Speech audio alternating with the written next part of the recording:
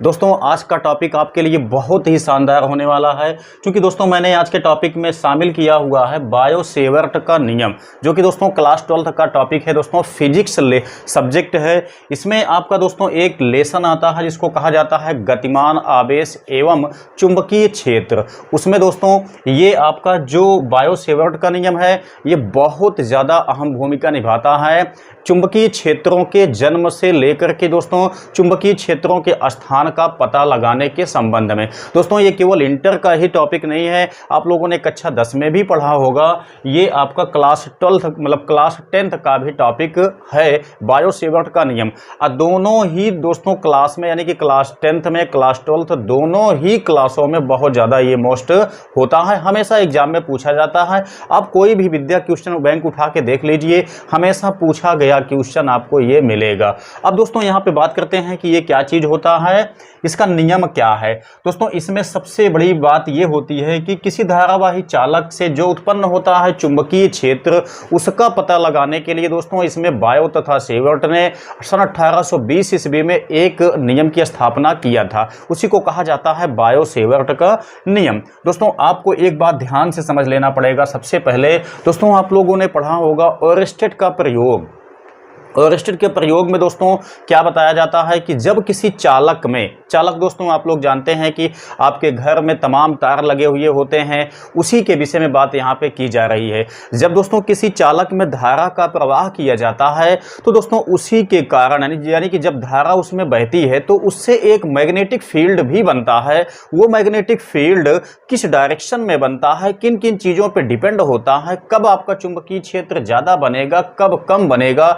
वो चुंबकीय क्षेत्र जो है दोस्तों वो चालक के नजदीक ज्यादा बनेगा कि चालक से दूर ज्यादा बनेगा, इन सब चीजों का ज्ञान आपको होना वैसे भी प्रैक्टिकली बहुत ज्यादा आवश्यक होता है। साथ ही साथ दोस्तों इस टॉपिक के लिए तो बहुत ही ज्यादा आवश्यक हो जाता है इन सब चीजों का पता लगाना। तो दोस्तों अब यहाँ पे मैं आपको इसको बहुत ही इजी तरीके से समझाने की कोशिश करूंगा, इसलिए दोस्तों आप लोग क्लास में बने रहिए लास्ट तक। साथ साथ दोस्तों अगर चैनल पे नए हैं तो सब्सक्राइब करके बेल आइकन को दबा लीजिए, ताकि आपको एग्जाम से संबंधित सभी सामग्री आपको यहाँ पे आवश्यकता अनुसार मिलती रहे। तो दोस्तों आइए वीडियो को स्टार्ट करते हैं।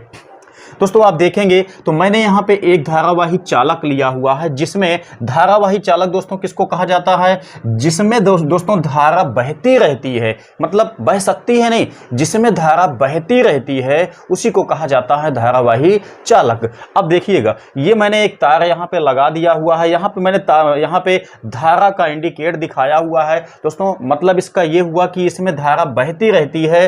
तब आप देखेंगे कि यहाँ पे मैंने धारा की दिशा से थीटा कोण बनाते हुए आर की डिस्टेंस पे एक बिंदु लिया हुआ है पी।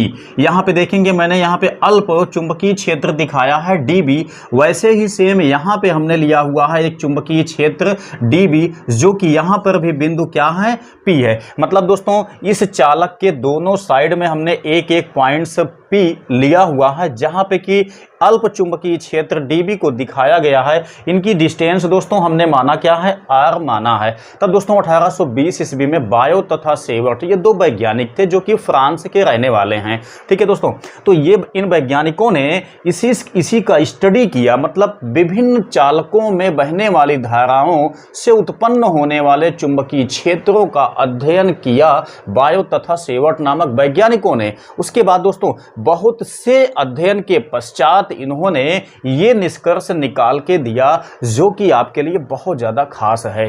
ठीक है, तो क्या किया दोस्तों इन्होंने बायो तथा सेवर्ट ने जब इसमें बहने वाली धारा से उत्पन्न होने वाले चुंबकीय क्षेत्र का अध्ययन किया तो कुछ परिणाम दिया।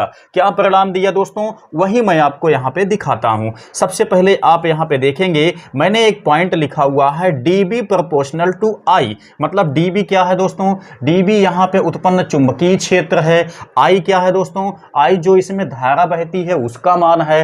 तो सबसे पहले बायो तथा सेवर्ट ने यही निष्कर्ष निकाला कि यहाँ पे जो चुंबकीय क्षेत्र उत्पन्न होगा मतलब चालक के समीप यानी चालक में बहने वाली धारा से इसके समीप किसी भी बिंदु पर जो चुंबकीय क्षेत्र उत्पन्न होगा वो किसके समानुपाती होगा, वो दोस्तों इसमें बहने वाली धारा के समानुपाती होगा। ये पहला वाला पॉइंट बात आपका कहता है, ठीक है, जिससे ये पता चलता है दोस्तों क्या चीज, चूंकि यहाँ पे उत्पन्न होने वाला चुंबकीय क्षेत्र धारा के समानुपाती है, जिससे यह पता चलता है कि जितनी धारा ज्यादा इसमें बहेगी उतना ज्यादा तगड़ा यहाँ पे चुंबकीय क्षेत्र उत्पन्न होगा। तगड़ा का मतलब प्रबल चुंबकीय क्षेत्र उत्पन्न होगा। सेकंड बात दोस्तों यहां पे बताया गया है कि जो चुंबकीय क्षेत्र उत्पन्न होगा वो तार की लंबाई में जितने अवयव के अकॉर्डिंग हम यहां पे माप लेना चाहेंगे उसी के अकॉर्डिंग चुंबकीय क्षेत्र भी ज्यादा होगा या कम होगा। मतलब ये हुआ, अगर हम ये एक तार है, तार में से छोटी लंबाई के द्वारा उत्पन्न होने वाले चुंबकीय क्षेत्र का मान हम निकालते हैं,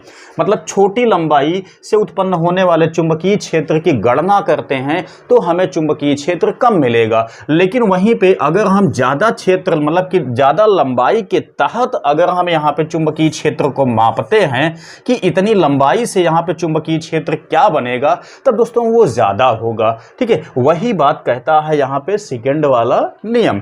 अब बात करते हैं थर्ड वाला दोस्तों। थर्ड वाला क्या कहता है, DB proportional to sine theta. Sine theta को दोस्तों हम लोग जानते हैं ज्या भी कहा जाता है, कास थीटा को कोज्या कहा जाता है, टैन थीटा को स्पर्श ज्या कहा जाता है। तो यहाँ पे शामिल क्या किया गया है, साइन थीटा शामिल किया गया है। तब दोस्तों ये क्या बताता है कि जो यहाँ से मतलब चालक से जो भी दूरी हम लेते हैं, जितना दूर पे हम लेते हैं दोस्तों, वो जो दूरी होती है वो चालक की डायरेक्शन से कितना कोण बनाती है, जितना कोण बनाती है उसके ज्या के भी समानुपाती होता है वहां पे उत्पन्न होने वाला चुंबकीय क्षेत्र। ठीक है, यही बात बताता है। मतलब क्या चीज, उत्पन्न होने वाला चुंबकीय क्षेत्र साइन थीटा के समानुपाती होता है। साइन थीटा यानी थीटा क्या है दोस्तों, जो हमने बताया आपको कि जो यहाँ पे चालक लिया गया है, चालक की दिशा से किस डायरेक्शन में, मतलब चालक की दिशा से कितना कोण पे हमने लिया हुआ है पॉइंट्स, ये भी मायने रखता है। किसके अनुसार, बायो-सेवर्ट के अनुसार। अब दोस्तों अगला पॉइंट यहाँ पे आ जाता है चौथा वाला, जो कि ये बताता है कि यहाँ पे आप देखेंगे तो क्या है, उत्पन्न होने वाला चुंबकीय क्षेत्र, इससे मतलब चालक से जो दूरी हमने लिया हुआ है बिंदु P की, जहां पे कि हमको चुंबकीय क्षेत्र की गणना करना है, उसकी दूरी के वर्ग के व्युत्क्रमानुपाती होता है। मतलब इसका कहने का ये हुआ दोस्तों कि अगर हम यहाँ पे चालक से समीप मतलब चालक के ही समीप कोई पॉइंट्स लेते हैं जहां पे कि हमको चुंबकीय क्षेत्र का मतलब ज्ञात करना है, तो ये आपका ज्यादा होगा चुंबकीय क्षेत्र। लेकिन जैसे जैसे दूरी बढ़ती चली जाएगी, मतलब चालक से जितना दूर हम बढ़ते जाएंगे चुंबकीय क्षेत्र को मापने के लिए, उतना ज्यादा चुंबकीय क्षेत्र की इंटेंसिटी मतलब प्रबलता मतलब ताकत कम होती चली जाएगी। ठीक है, ये कहता है आपका चौथा नियम। तो दोस्तों अगर इन चारों के विषय में आपको अच्छे से जानकारी हो जाती है तब बड़े आसानी से आप यहाँ पे बायो-सेवर्ट को बता सकते हैं, कोई भी दिक्कत नहीं होने वाली है। अब दोस्तों अगर इन सभी नियमों को मिला दिया जाए, यहां से हम कहें समस्त नियमों को मिलाने पर, ठीक है, समस्त नियमों को मिला दिया जाए, तब आप देखेंगे इस साइड में टोटल क्या है दोस्तों, डीबी है। डीबी का मतलब क्या है, चुंबकीय क्षेत्र जो हमको निकालना है। तो दोस्तों ये बनता क्या है, आप देखेंगे आई आपका समानुपाती है, डीएल, डीएल क्या है दोस्तों, अल्प दूरी है, जो मैंने अभी आपको समझाया, तो डीएल के समानुपाती है। यहाँ पे साइन थीटा के भी समानुपाती है।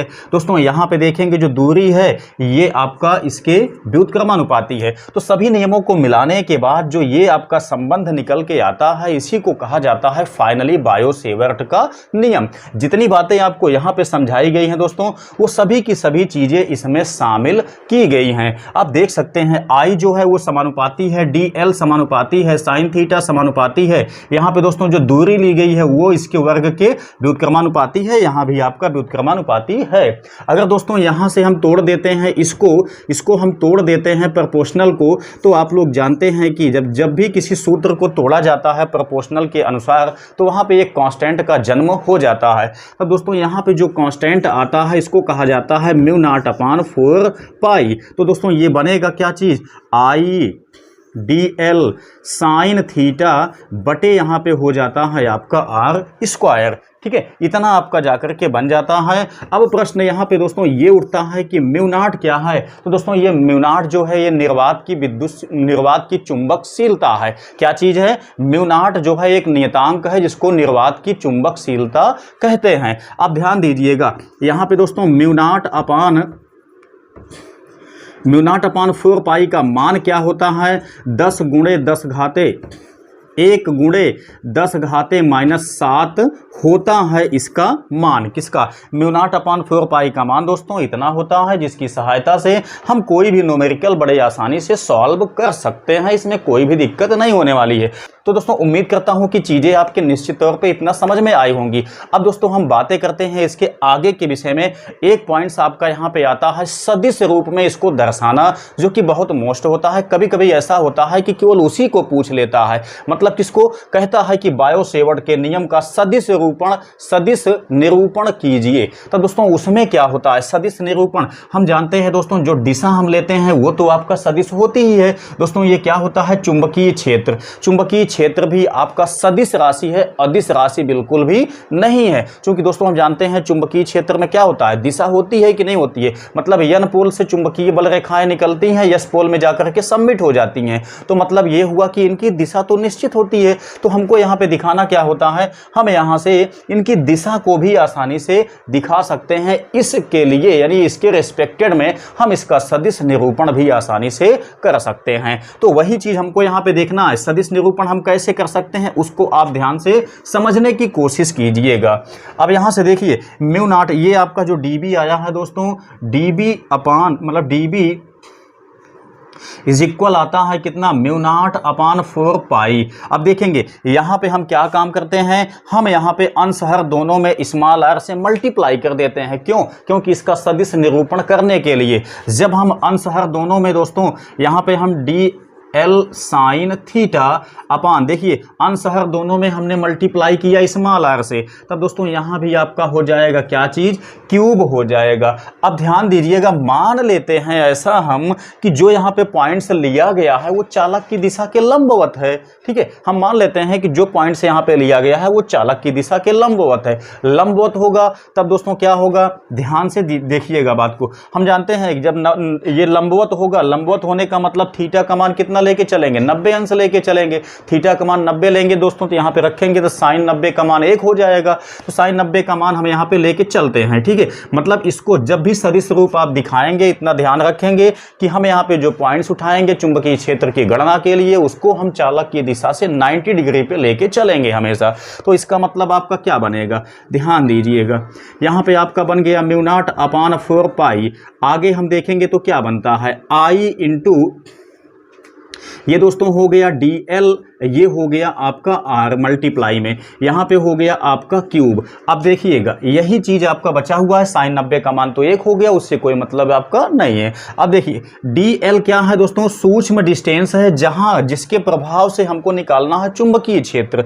आर क्या होता है दोस्तों? वो दूरी है जहां पे कि हमको चुंबकीय क्षेत्र का मान पता लगाना है। तो इसका मतलब ये हुआ कि दोनों की दोनों राशियां आपकी हो गई सदिश में। तब दोस्तों यहाँ पे हम क्या दिखाएंगे? यहाँ पे हम ये चीज दिखाएंगे कि vector dB is equal mu naught upon 4 pi into I. यहाँ पे दिखाएंगे डीएल क्या है? अल्प लंबाई है, जहां जिसके लिए मतलब जिसकी वजह से चुंबकीय क्षेत्र की गणना करनी है। तो डीएल आपका हमने दिखा दिया किसमें? ये भी दिखा दिया सदिश में, इसको भी हमने सदिश में दिखा दिया। बस यही आपका हो जाता है सदिश निरूपण। अब दोस्तों ध्यान रखना है बायो-सेवर्ट के नियम में इन चीजों को आपको बना के चलना है, चूंकि आप लोग जानते हैं कि बोर्ड का एग्जाम दोस्तों वो लिखित परीक्षा का प्रमाण मांगता है। तो आपको यहाँ पे इन सब चीजों को दिखाना है। जो मैंने एक एक बात आपको यहाँ पे समझाने की कोशिश किया उसको आपको लिख करके पॉइंट बना करके लिख करके भी समझाना है। साथ साथ दोस्तों सदिश निरूपण तक का आपको यहाँ पे पहुंचना है, इसके पहले आपको नहीं छोड़ना है क्वेश्चन को। ठीक है, तो दोस्तों उम्मीद करता हूं कि ये टॉपिक आपके निश्चित तौर पे समझ में आ गई होगी।